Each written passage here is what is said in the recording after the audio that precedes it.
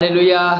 धन्यवाद देते हैं उस प्रभु यीशु मसीह का आज के इस सुबह के लिए, आपके लिए, आपके परिवार के लिए, आपके ख़ानदान के लिए, आपके बच्चों के लिए, आपकी नौकरी के लिए, आपकी मजदूरी के लिए, आपके लिए हम बरकत लेकर आए हैं ताकि हम आपको बरकत दे सके। प्रभु का वचन एक बात कहने लगा, तू अपना बीज भोर को भी बो, तू अपना बीज शाम को भी बो, तीनों पहर तो अपना बीज बो, तुझे नहीं मालूम कौन सा जगेगा, कौन सा फलवंत होगा।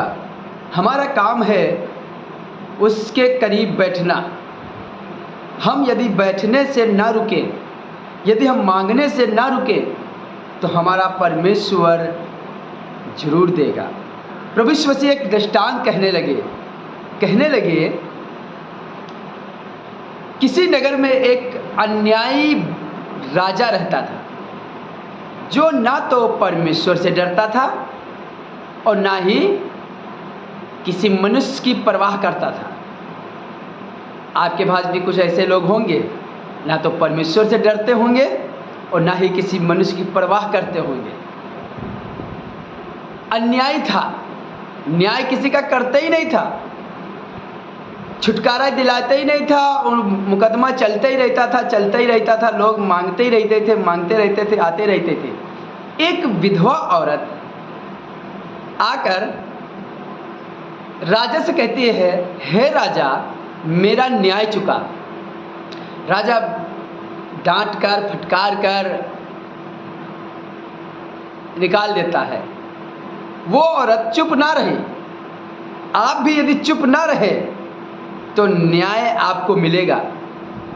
आपका जो मांग रहे हैं, आप जो प्रार्थना कर रही हैं, आपकी प्रार्थनाओं का जवाब मिलेगा। वो औरत दूसरे दिन गई, फिर राजा ने डांट दिया। तीसरे दिन गई, 1 महीना गई, 2 महीना गई, और मालूम है कब जाती थी?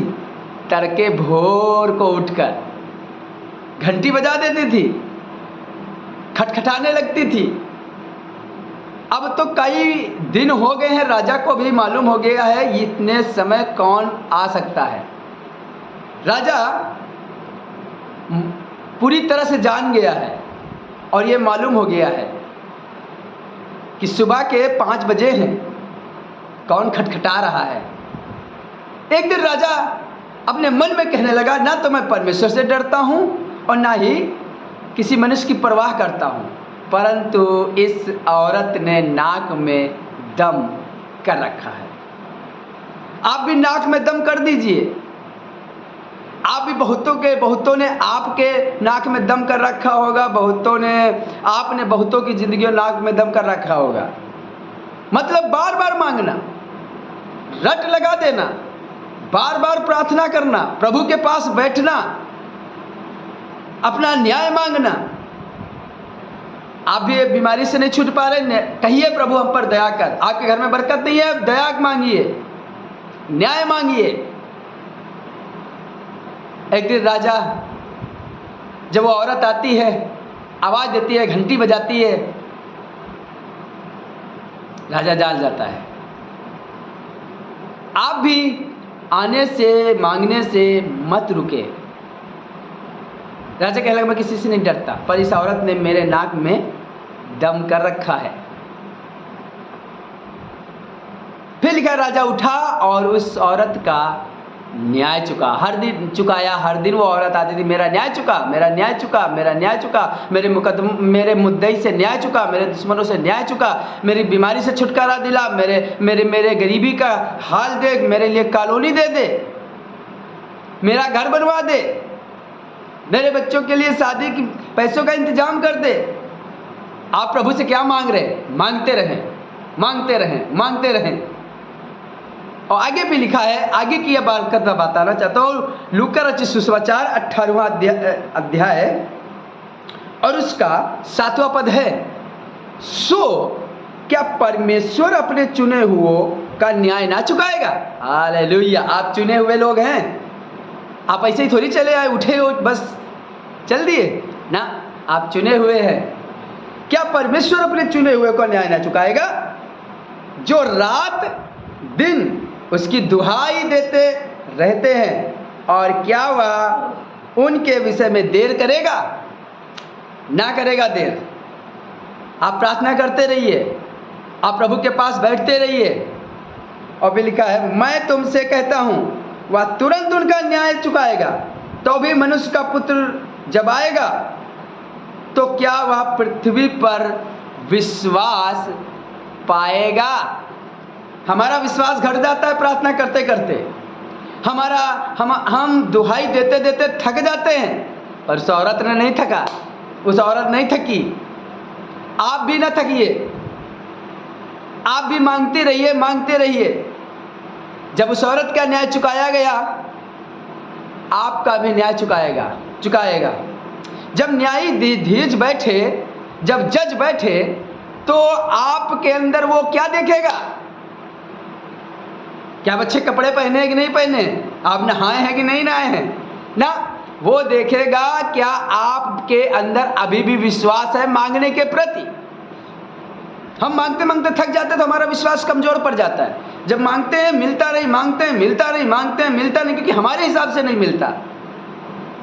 प्रभु ने एक नियुक्त समय ठहराया है, आपको भी छुटकारा मिलेगा, आपको भी बच्चे तरक्की करेंगे, आप भी तरक्की करेंगे, आप भी नौकरी में बरकत पाएंगे, आपके घर में भी आशीषें होंगी, आपके घर में भी महिमा होगी, आप भी अन्य भाषा बोलेंगे, आप भी पवित्र आत्मा से भरे जाएंगे, आप भी भविष्यवाणियां करेंगे, आप भी प्रचार करेंगे, आप भी गीत गाएंगे। बस प्रैक्टिस करते रहिए, कहते रहिए, प्रभु के पास जाते रहिए और प्रभु न्याय चुकाएगा। हम आपके लिए प्रार्थना करने जा रहे हैं आज की सुबह के लिए। आइए अपनी आंखों को बंद करें। प्रभु यीशु मसीह नासरी, हम पिता प्रार्थना कर रहे हैं जो अपने आप को कमजोर समझ रहे हैं आज की सुबह में, गिदोन की तरह डरे बैठे हैं, छुपे बैठे हैं, हम उन गिदोन के लिए प्रार्थना करते हैं। हे गिदोन, सूरवीर सुरमा उठ, यहोवा तेरे साथ है। हे कमजोर उठ, परमेश्वर तेरे साथ है। हे बीमार उठ, परमेश्वर तेरे साथ है। हे कैंसर से पीड़ित उठ, परमेश्वर तेरे साथ है। दर्द से पीड़ित उठ, परमेश्वर तेरे साथ है। प्रार्थना करते करते थक गए तो उठो, परमेश्वर आपके साथ है, न्याय देगा आपका। मांगते मांगते थक गए, फिर मांगो, परमेश्वर भरेगा। जब तुम बुरे होकर अपने बच्चों को अच्छी चीजें देना जानते हो, तो तुम्हारा स्वर्गीय पिता तुम्हें मांगने पर पवित्र आत्मा क्यों न देगा? आपको देगा, आपको भी अन्य भाषा से भरेगा, आपको भी अपने वरदानों से भरेगा, पर वो आपके अंदर एक चीज देखेगा, विश्वास योग्य बने रहिए, विश्वास करते रहिए और प्रभु की बरकतों को अपने अपने परिवार में, घरों में हासिल करिए।